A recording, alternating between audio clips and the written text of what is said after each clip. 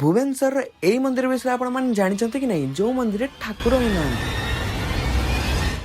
ମୁଁ ହେଲେ ଆପଣମାନଙ୍କର ସମ୍ବିତ। ଆପଣମାନେ ପୁରୁଣା ଭିଡିଓ ଦେଖିଥିବେ ନା, ମୁଁ ଆସିଥିଲି ଭୁବନେଶ୍ୱର। ତ ମୋର ଜଣେ ସାଙ୍ଗ ମତେ ନେବା ପାଇଁ ଆସିଥିଲା ଗୋଟେ ମନ୍ଦିରକୁ ବୁଲିବା ପାଇଁ।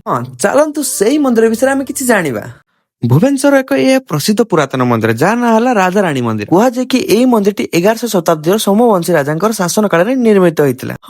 ଏହାର ଆଉ ଗୋଟେ ନାଁ ଅଛି ଯାହାର ନାଁ ହେଲା ଇନ୍ଦ୍ରେଶ୍ୱର ମନ୍ଦିର। ଲୋକମାନଙ୍କ କଥା ଅନୁସାରେ ଏଇ ମନ୍ଦିରରେ ବ୍ୟବହୃତ ହୋଇଛି ଲାଲ ଆଉ ହଳଦିଆ ବାଳୁକା ପଥର, ଯାହାକୁ ସ୍ଥାନୀୟ ଭାଷା ରାଜା ଆଉ ରାଣୀ କୁହାଯାଏ। ସେଥିପାଇଁ ଆର ନାମ ହେଲା ରାଜାରାଣୀ ମନ୍ଦିର।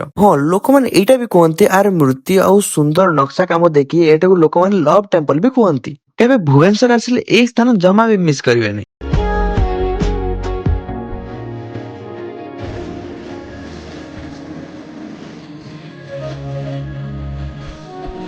ଆଜି ପାଇଁ ତ ଏତିକି। ଯଦି ଭଲ ଲାଗିଛି ତ ରିପୋଷ୍ଟ କରିବା ପାଇଁ ଜମା ବି ଭୁଲନି। ଆଉ ପୁଣି ଦେଖା ହବ ଗୋଟେ ନ୍ୟୁ ବ୍ଲଗ।